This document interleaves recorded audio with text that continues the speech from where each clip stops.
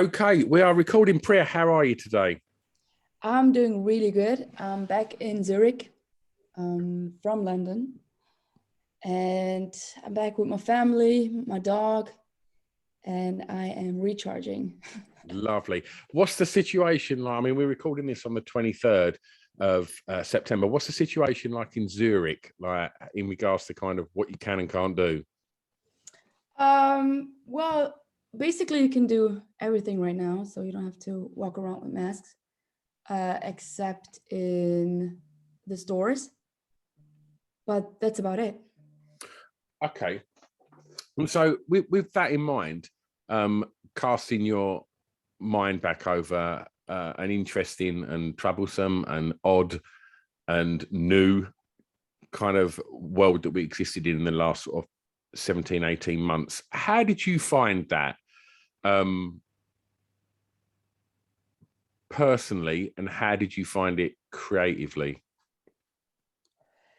Personally, um, I felt like I had the time to spend with myself, um, just to go more inwards. Because when everything happened last year, uh, I was I moved back to my parents' house. Um, I was working for Swiss Airlines at that time, and they were telling me that I can work from home. So I was like, there's no point to have my apartment in Zurich. So I went back to my parents. I was meditating a lot. I was like going for long walks. So it's just like I really spent a lot of time with myself, trying to figure out what I wanted from life. And that's when everything kind of came into my life, the record deal, um, management team, the booking agent. And and yeah, it was probably one of my best lifetime ever. Right. Oh, that's interesting. Okay, well, let's start the playlist, and we'll start talking about your creative journey as well. But first of all, I'm going to ask you, please, Priya, to tell me the song that you think has the greatest ever intro, please. Yeah, yeah, it's When We Get by D'Angelo. I'm a huge Okay. D'Angelo fan, and this is actually my favorite song of him, just because how the bass line starts at the beginning is just like you hear it and you just feel at ease, you know? Yeah. Uh, and D'Angelo's good at that, though. at intros, Just making you feel at ease very that's quickly. that's true. Yeah.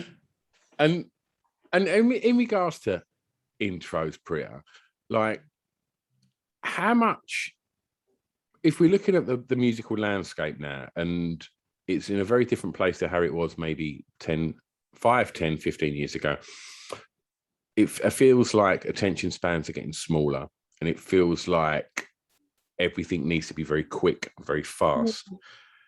How does that, the way that people are consuming, especially young people are consuming music now at such a rate, and how quickly they want it, and they want that chorus, they want that hook straight away.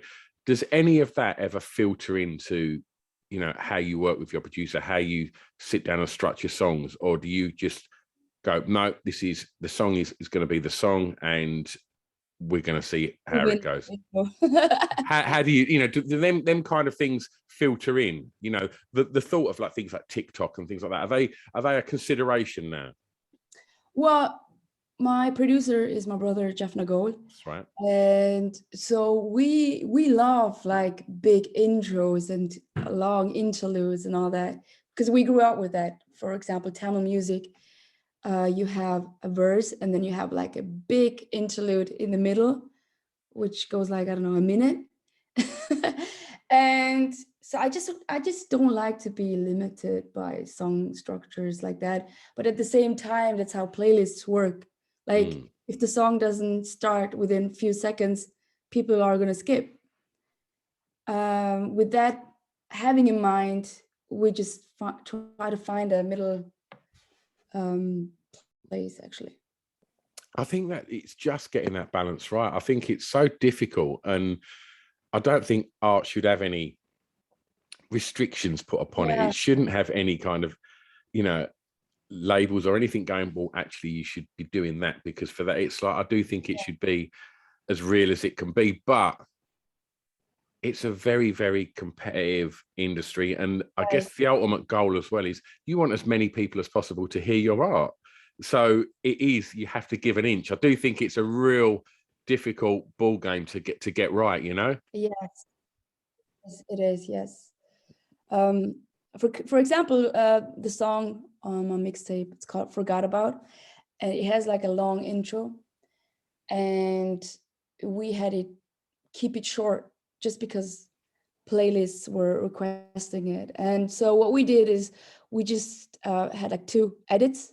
One was a long one, and then another one was a shorter one. Sure. This way, we have both in it. Okay. I'm going to ask you for track 2, please, Priya, to tell me the first song you remember hearing that had an emotional impact on you, please. That was "I Just Called to Say I Love You" by Stevie Wonder. Okay. My parents used to have two records back in the days, and one of them was by Stevie Wonder, and the other one was Bob Marley. And they just loved this song. This "I Just Called to Say I Love You." And my mom used to sing it to me all the time when I was a child.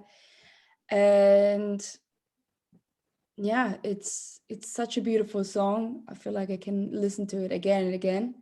It's a classic. And Stevie Wonder is like one of my biggest inspirations. Absolutely. Can you remember like what that emotion was you felt?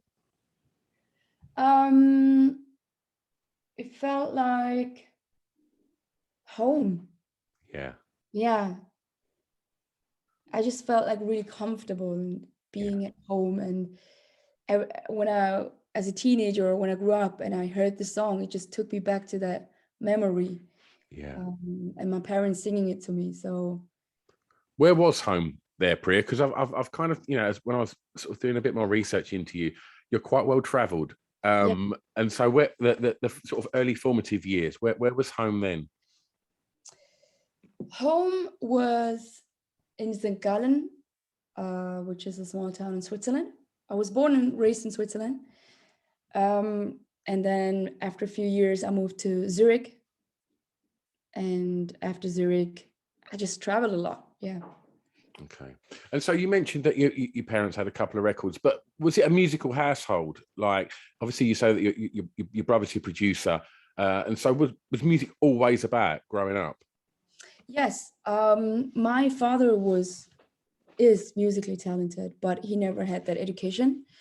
So in Jaffna, where he was born in Sri Lanka, um, he was an accountant, but his passion was music. But he grew up like, yeah, music doesn't bring you money home, so for like get a normal job. And but in his mind, he loved to sing. He used to play the tabla. He taught himself. Tabla is an Indian instrument, percussion, and he used to go to open mics. He would sing their songs, and he was known as this singer in Yeah. his small town. So when he came to Switzerland, there was a small Tamil community, and he started to create a band. Well, it started actually with jam sessions on weekend. So he would invite people, friends, and family, and we would cook together and play songs. My brother was forced to play the keyboard and learn all the Tamil songs, so he can accompany all the singers, the aunties and What was uncles. you doing? He was doing that. Oh, what was you doing? I was just like, I was too small. I was just Yeah. observing everybody. I knew who was a good singer, who was like out of key, who didn't have the rhythm. I understood that. But yeah, so we didn't have like instruments then. So what my dad was playing at was this basket, this laundry basket. He flipped it around, and that's how we did the rhythm. and then my uncle was getting the spoon and fork, and that's how we did music, and it was one of my best memories I had. And can you remember what age you was when you found your voice? You realised you could sing. I was 10 years old when my dad was like, "Hey, you should sing this song on stage." And I was like, "No, I don't want to." And he's like, "No, you're going to." And because it was Tamil songs, it's difficult to sing because it's the high notes to hit them. It was just like too hard. And I didn't have any vocal lessons or anything. And at that time, I didn't really enjoy singing. It was just like for the sake of it. I was like, okay, let's get this over with. So my dad, he was like writing this lyrics, Tamil lyrics in German on a piece of paper. And I stood there on the big stage with the paper singing these songs. And people seemed to like it. They thought it's cute. But that's when I actually discovered that I have an effect on people when I sing. And in regards to that moment, a couple of questions. Was you nervous? Yes, I was nervous to perform for the longest time. I was so nervous, like I couldn't even sleep. I used to have like a small band. I mean, it was just me and my mate. He was playing the guitar and the drums at the same time with his feet. And we were booked at like birthday parties or just like family get-togethers. We would just sing, like do cover songs. Yeah. And in return, they didn't have to pay us, but more like cook for us or give us food or a new haircut. And I did that for a long time. So I gained a lot of confidence doing that. Before that, I was like so scared. Did you like the attention? From the crowd? Yeah.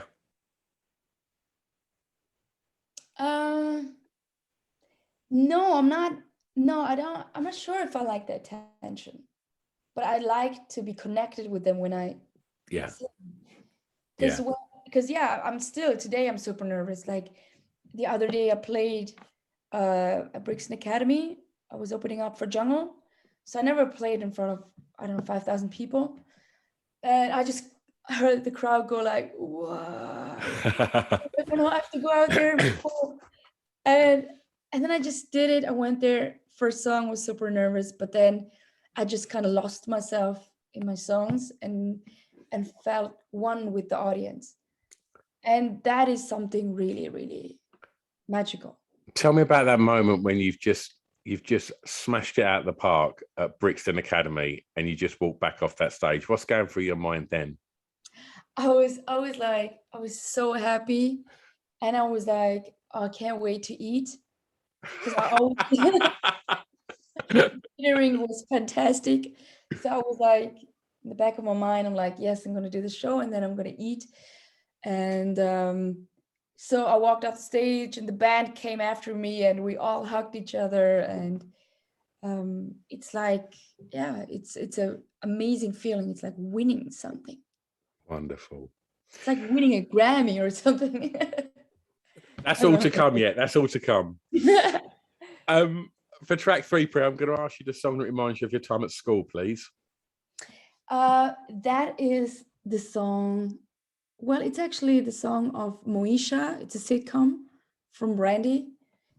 And me and my schoolmates, we used to watch it and we were like big fans of the intro of the song. Yeah.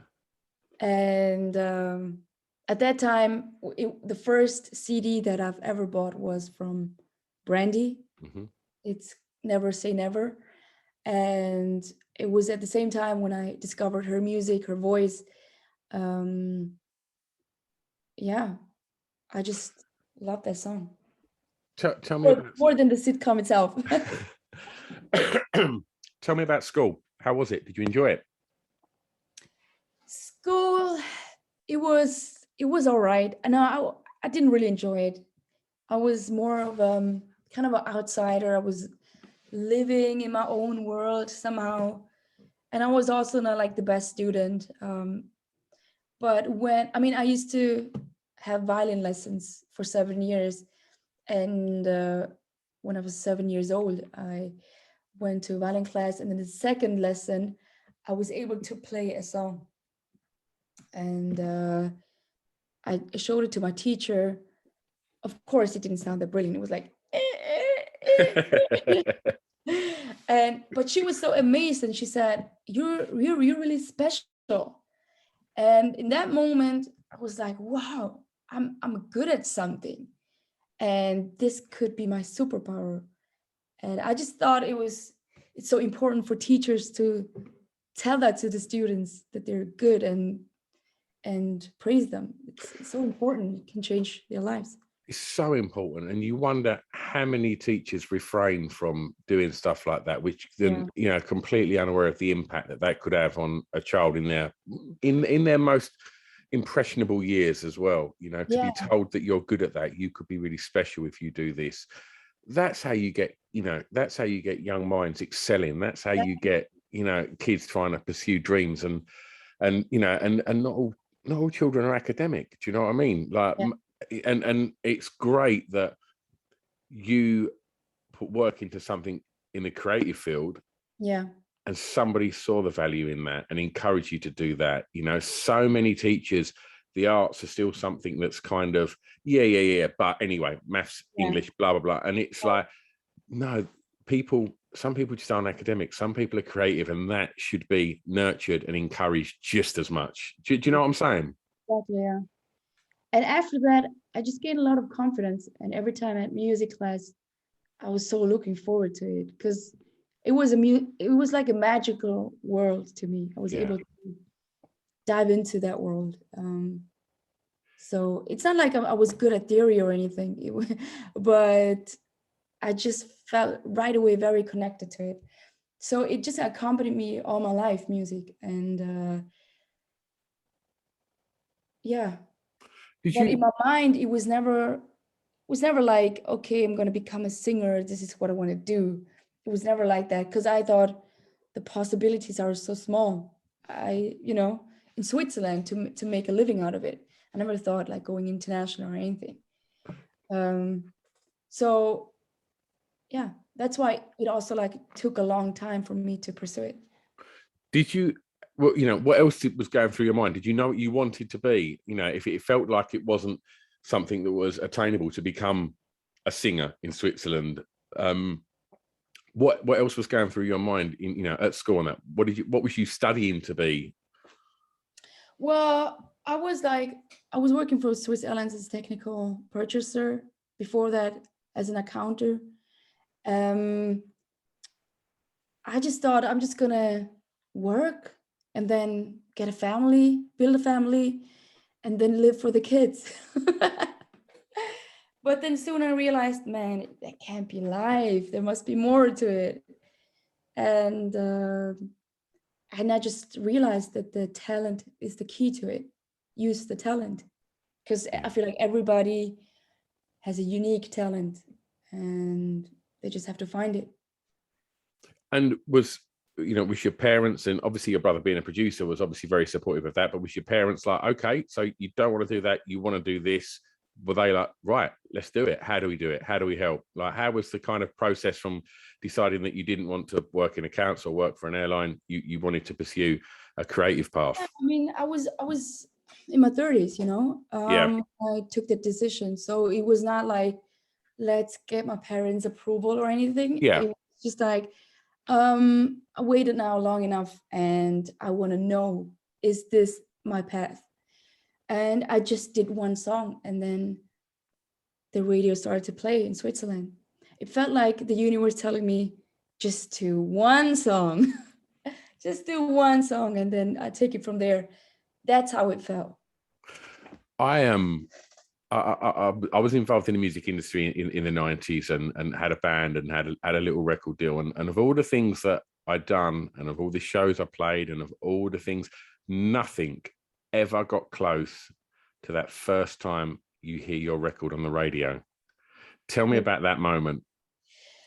Well, I never had that moment when I heard myself in the radio. Like, it was always people used to tag me or they're still tagging me when they hear me in the radio or in a shop or wherever. But I think it's not the same feeling when you hear yourself in the radio by coincidence. Yeah. And that never happened to me yet. So Oh, that it's the moment, best. It's the best. yeah, maybe I should listen more to radio. Definitely. I think in the 3 minutes it took my song to finish, I think I'd probably phoned up about 30 people and was like, quick, put a radio on, I'm on the radio. Yeah. It's the best. Okay, well, Where were you at that time, though? I was round my friend's house and my friend had it on the radio, and we've been told the radio station is called Radio X now, but it used to be called XFM. And we got told that the guy, yeah, we were sort of told that we was going to be added to the playlist, and we just thought, oh, no chance, like, you know, it's not actually going to happen. And the DJ at the time was a guy called Bob Geldof, who put together the big Live Aid and the Live Aid stuff, and he was DJing, and he just finished playing a record by Oasis, and then he just said, oh, I've got this new track, and I was like, new track, I wonder if that's us. And he said our band name, and it was like, wow, and like played it, and that was it. It was like, right, ring everyone. And it was the absolute best. Well, you've mentioned as well for track 4 that the first record you bought was also by Brandy as well. Yes. And so we'll move on then to track 5, and I guess this is, you know, you're out of school, and then I guess, you know, you then get, when you think school's tricky enough, you then leave school, and then you have to kind of navigate your way through becoming a grown-up, which is even more of a nightmare. And then clubbing presents itself. So I'm going to ask you to tell me the song that soundtracked your time clubbing.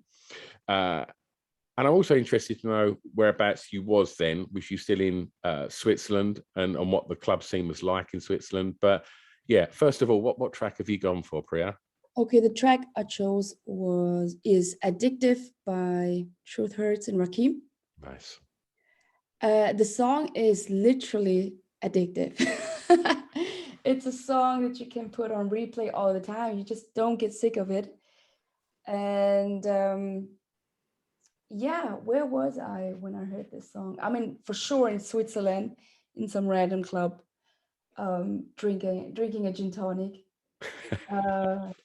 But I just like really love the Indian sample that Dre used in the song. Yeah, and I was like, the other day I played it again in my room, and I was just like dancing like to it in front of the mirror. It's been a long time since I did that, but this song was worth it. You mentioned dancing, so tell me what you wanted from a night clubbing. I mean, obviously it sounds like you wanted the gin and tonic, but was dancing something that was always a pure joy? Yes. I mean, I think I used to be a better dancer back in the days. I feel like now I'm all kind of stuck up. But yeah, it's just like dancing makes you feel like be in the moment and not think about anything else, and just enjoy the music, the beat, the people that you're surrounded by. With that in mind, then, in regards to kind of like if you go to concerts or if people are at your concerts, what are your thoughts on, will you pull your phone out and film something, or are you like, I'm here, I'm in the moment, I just want to enjoy this? What's your kind of stance on that, Priya? So what I do is I take the phone out just once, take a nice 15-second of video, and then I'll put it back, and that's it. And then I'm just going to enjoy the whole concert. Yeah, that makes sense. It's like, I think it's, you know, people that go, why are people filming things? It's like, well, it's like taking a photograph. It's a memory that you want to keep, and you want to, you know, and I think it's important to do that. I have also, I went to see Madonna a few years ago, and the person in front of me stood there for the entirety of the show with a giant iPad above their head filming it. And now you think, come on, man, like that's enough. Just enjoy it. But I think it's also stressful to film the whole thing, and it's really, you can't really enjoy it then, you know. No, iPad was massive. His arms must have been really hurting. Like... So what would you want from a night out clubbing then, Priya? Like you mean musically or just like generally? Yeah, just in I don't know. general. Good times, good, Yeah. good drinks, good people, pretty guys, and good music. Yeah. Had you, by the time you got to clubbing, had you found your tribe? Had you found your kind of your friendship group? At school, obviously, you flip between friends and things change. And I think when you leave school and you start to go clubbing and you haven't got the restraints of school, I think for me that's where you find your tribe. That's where you find your gang. And like, was that the case for you? Did it feel like them kind of sort of formative years were where you sort of found your Well, gang? it was not like through clubbing or anything. It was because I lived in St. Gallen for a long time, and then I moved to Zurich, and that's when all my friends moved to Zurich as well. And yeah, and then you have a little scene in Zurich, and then you meet each other, and then you become friends. Um, yeah, but I'm also not like really a clubber, and Yeah. also never felt like super comfortable in a club. What's that? Uh, okay, maybe a club is different than to a bar Mm-hmm. where there's a DJ and not much security, but a club where the security guy is like outside and you get nervous. Is he letting me in or not? That's very stressful. And then you're in, and then you see all these neon lights and loud music and people super dressed up. I just never felt really comfortable in that world. That's why I also didn't go that often. Yeah. I just didn't feel like I'm a part of it, Yeah. you know? It's interesting you say that, Priya. I've done 350 episodes of this podcast, and I would say 90% of people that are either actors or musicians or producers have all kind of said similar. They're all like, Really? yeah, clubbing was okay, but yeah, I don't know. I run a nightclub, and I find it like the thought of going to a nightclub where I'm not working is weird. And I think as a DJ or as a musician, like I kind of want to be more involved in it. And I find it really weird. And I feel like a bit awkward if I go to a club now and I don't really know what to do. Yeah, Do yeah, you know what I'm saying? exactly. Yeah. Yeah. So you're certainly not alone there. Most people that I've spoken to on this podcast from, that are in the arts, have all kind of gone, hey, I'm not really massively into clubbing. I prefer to go to a bar and have a chat and talk music and, and stuff like that. So, yeah. Yeah. Okay. I mean, if it's like a friend DJ who's DJing, then you feel like, okay, that's kind of family there. So you're being a part of something, and then it's Yeah. something different. Yeah. I touched on confidence earlier, talking about those early shows and how you went on to do more and to build up your confidence, and to go from doing those small shows to, as you mentioned, walking out at Brixton Academy. Yes. Like, confidence, is obviously there in some way, shape or form. But what I want to ask you about is drive and how driven you are.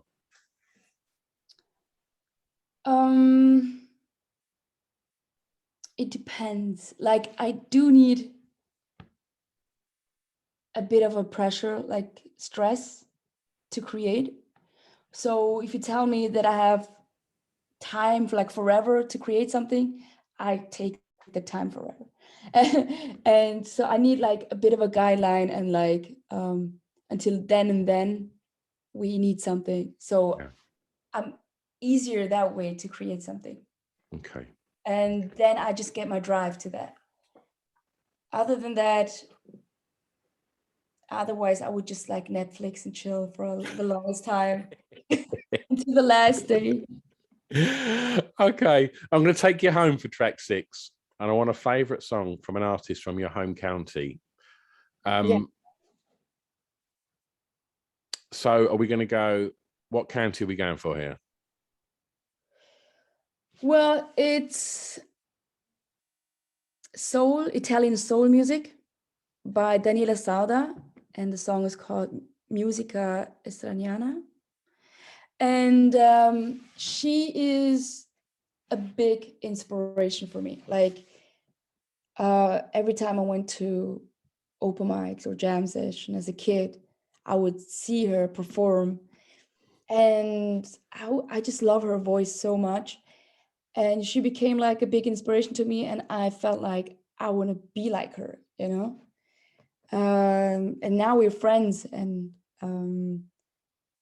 she still sounds exactly the same, even better. Wonderful.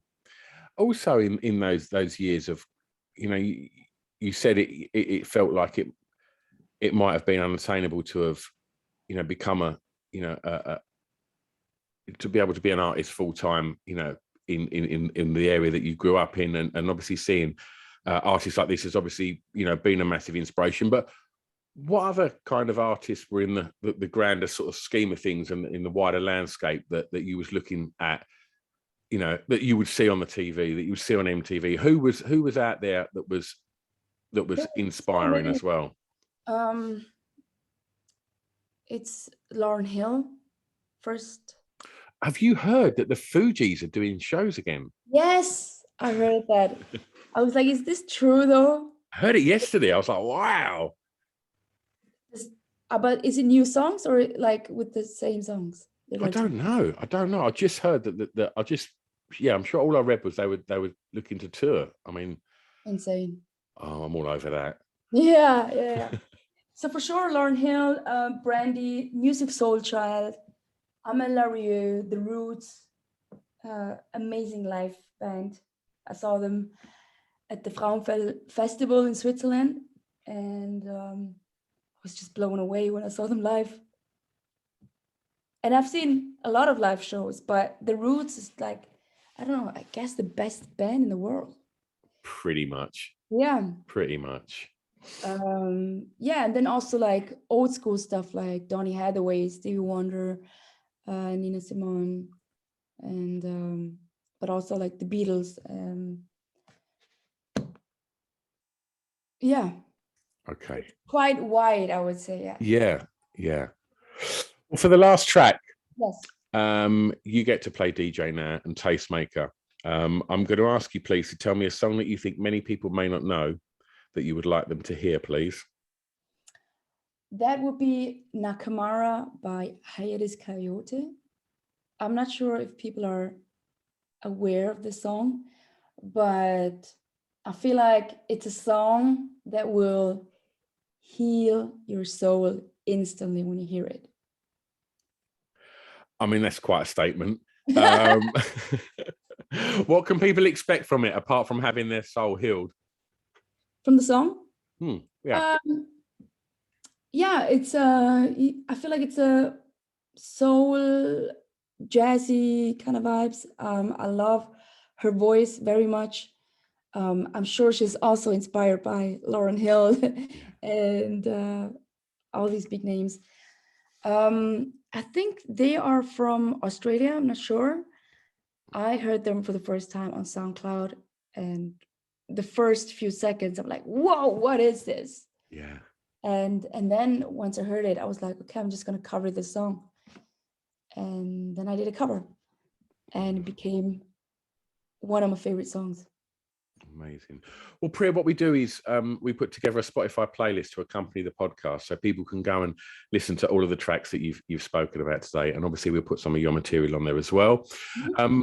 As we find ourselves starting to come towards the end of 2021, and it, you know, it looking like it's going to end in a much happier, connected, and positive place than perhaps it started. With that in mind, what are you looking forward to from the rest of this year personally, and what's going to be happening professionally?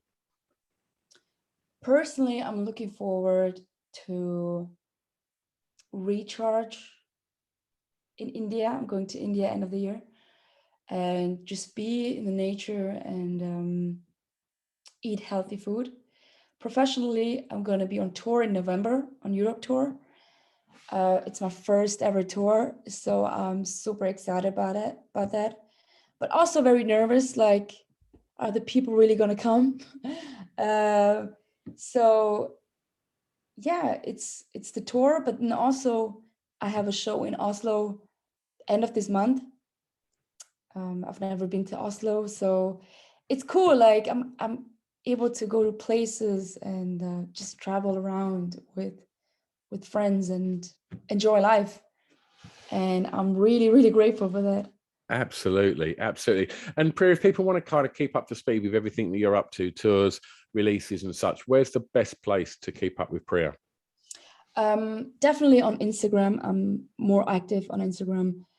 Priya Ragu official. But then there's also website priyaraguofficial.com, or Twitter, and Facebook. But I'm not that active on Facebook. Okay. Well, we'll tag you in it when this comes out. We'll tag you on Instagram and Twitter. And so those that want to go and explore more can go and find out about everything that you're up to. Priya, best of luck with the tour. Thank you so much. It's been an absolute joy talking records with you. Thank you so much for your time today, mate. Thanks for having me. Thank you. Absolute pleasure. Thank you. Right, I'll press